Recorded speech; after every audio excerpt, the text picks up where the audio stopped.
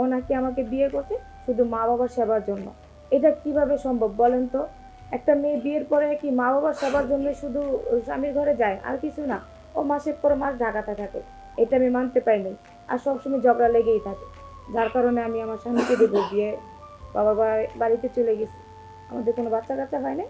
বিবাহিত জীবন মাত্র 2 বছর। জি। কি করব? কিছুই করি না। সিদ্ধান্ত ওকে ডিভোর্স দিয়ে দিছি। ওর সাথে সংসার করব না। কারণ ও বলছে ডাইরেক্টলি আমি তোমাকে বিয়ে করছি শুধু মা বাবার জন্য, মা বাবার সেবা করার জন্য। তারা বৃদ্ধ হয়ে গেছে তাদের সেবা করো। অথচ সে ঢাকাতে থাকে মাসে 2 মাসে একদিন আসলে আসে না আসলে নেই। ঠিক মতো ফোনেও কথা বলে না। তাহলে কি করব? এটা আমার মেনে নেওয়া সম্ভব না। যার কারণে আমি ওকে ডিভোর্স দিয়ে দিচ্ছি। ঝগড়া যদি সবসময় লেগে থাকে, ঝগড়া চাইতে আমি এখন ডিভোর্স দিয়ে দিচ্ছি এটাই ভালো।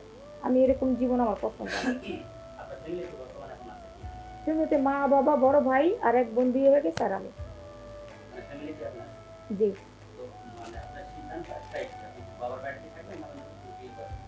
এখন নতুন করে বিয়ে করার কল্পনা করতেছি না। নেক্সট টাইমে তো অবশ্যই সিদ্ধান্ত থাকতে পারে। কারণ বাবা আছে, বড় ভাই আছে। এখন ওনারা যে সিদ্ধান্ত নেই সেটাই। আমার কোনো আপত্তি নেই। আমার বিয়ে হয় এক গরিব ছেলের সাথে। বেশি গরিবও না, মধ্যবিত্ত আর কি। তার বাড়ি রংপুর। বিয়ের পর এখন আমার স্বামী বলতেছে তার মা বাবার সেবা করতে। আর আমি চাচ্ছি না একসাথে থাকতে। সে বলতেছে তুমি বাড়িতেই থাকো, মা বাবার সেবা করো। আর আমি চাচ্ছি তার সাথে একসাথে থাকতে। গ্রামের বাড়িতে থাকতে না, এমনকি শ্বশুর সেবা করতে না। কারণ শ্বশুর শাশুড়ি তো শ্বশুর শাশুড়ি হয়, মা বাবা কখনো হয় না। আর সে থাকে বাড়ির বাহিরে, আমি থাকি রংপুরে, সে থাকে ঢাকাতে। এটা কিভাবে সম্ভব? স্বামী ছাড়া শুধু মা বাবার কাছে থাকবো, শ্বশুর শাশুড়ি সেবা করব, অথচ স্বামীর সেবা করবো না, স্বামীর কাছে থাকবো না। এটা আমি মানতে পারি নাই। এটা নিয়ে প্রায় আমাদের ঝগড়াঝাটি সবসময় লেগে থাকে। আর সে আমাকে সবসময় বলে ও নাকি আমাকে বিয়ে করছে শুধু মা বাবার সেবার জন্য। এটা কিভাবে সম্ভব বলেন তো? একটা মেয়ে বিয়ের পরে কি মা বাবার সেবার জন্য শুধু স্বামীর ঘরে যায় আর কিছু না? ও মাসের পর মাস ঢাকাতে থাকে। এটা আমি মানতে পারি নাই। আর সবসময় ঝগড়া লেগেই থাকে। যার কারণে আমি আমার স্বামীকে ডিভোর্স দিয়ে বাবার বাড়িতে চলে গেছি। আমাদের কোনো বাচ্চা কাচ্চা হয় নাই। বিবাহিত জীবন মাত্র 2 বছর। জি। কি করব? কিছুই করি না। সিদ্ধান্ত ওকে ডিভোর্স দিয়ে দিছি। ওর সাথে সংসার করব না। কারণ ও বলছে ডাইরেক্টলি আমি তোমাকে বিয়ে করছি শুধু মা বাবার জন্য, মা বাবার সেবা করার জন্য। তারা বৃদ্ধ হয়ে গেছে তাদের সেবা করো। অথচ সে ঢাকাতে থাকে মাসে 2 মাসে একদিন আসলে আসে না আসলে নেই। ঠিক মতো ফোনেও কথা বলে না। তাহলে কি করব? এটা আমার মেনে নেওয়া সম্ভব না। যার কারণে আমি ওকে ডিভোর্স দিয়ে দিচ্ছি। ঝগড়া যদি সবসময় লেগে থাকে, ঝগড়া চাইতে আমি এখন ডিভোর্স দিয়ে দিচ্ছি এটাই ভালো। আমি এরকম জীবন আমার পছন্দ না।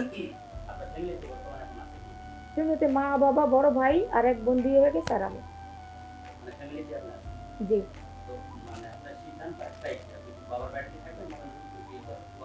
এখন নতুন করে বিয়ে করার কল্পনা করতেছি না। নেক্সট টাইমে তো অবশ্যই সিদ্ধান্ত থাকতে পারে। কারণ বাবা আছে, বড় ভাই আছে। এখন ওনারা যে সিদ্ধান্ত নেই সেটাই। আমার কোনো আপত্তি নেই।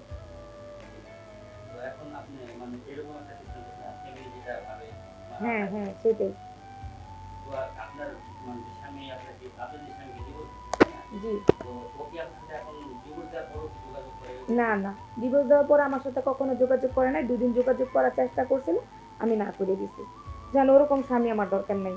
যে শুধু মা-বাবার সেবার জন্য আমাকে বিয়ে করছে, আমাকে সময় দিবে না, আমার কাছে আসবে না। ও ইচ্ছা হইলে আমার কাছে আসবে না, ইচ্ছা হলে আসবে না। আমার এরকম জীবনের দরকার নেই। সেজন্য ঝগড়াঝাটি আমার পক্ষ থেকে আমি ডিভোর্স দিয়ে দিছি। আমার স্বামী চায় নাই আমি দিয়ে দিছি।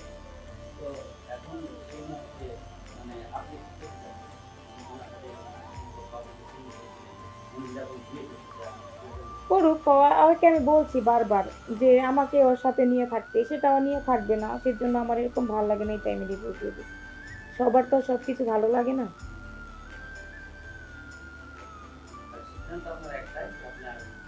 না, যাব না।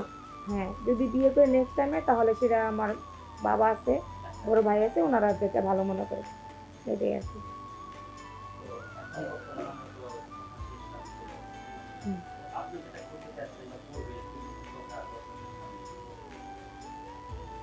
করতে চাচ্ছি বলে এখন তো বাবার বাসাতে ভালোই আছি।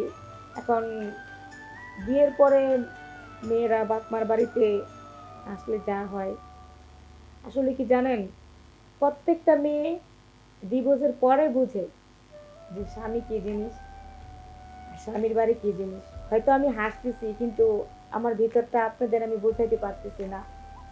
আমরা সবাই এরকম, পরের ছেলেকে, পরের বাড়ির মাকে, বাবাকে, বোনকে মেনে নিতে খুব, অনেক মেয়েরা আছে এরকম আমার মতো, কষ্ট হয় মেনে নিতে। কিন্তু বিয়ের পরে স্বামী, স্বামীর পরিবারই সবচেয়ে আপন। সেটা আমরা কখন বুঝি জানেন? যখন হারাই। স্বামী যে কি জিনিস আমি এখন বুঝতেছি বাপ মার ঘরে আইসা। আসলে আমার ডিভোর্স দেওয়াটা উচিত হয় নাই, আমি ভুল করছি, ভুলটা আমারই ছিল। হ্যাঁ, সেটাই আমি আমার পক্ষ থেকে দর্শকদের বলতে চাই যে প্রত্যেকটা মেয়ের উচিত যে অন্তত ভেবে চিনতে প্রত্যেকটা কদম, প্রত্যেকটা সিদ্ধান্ত নেওয়ার। আমার মতো কোনো মেয়েরা আবেগে পড়ে নিজের বিবেক জ্ঞান হারিয়ে এরকম ভুল যাতে না করে। ডিভোর্স মানে কি? একটা ডিভোর্স মানে একটা জীবন নষ্ট করা, একটা সংসার নষ্ট করা। এই ভুলটা যেন কেউ না করে। আমি একমাত্র বুঝতে পারতেছি যে ডিভোর্সি মেয়েদের জীবন আসলে সহজ না, এটা খুব কঠিন।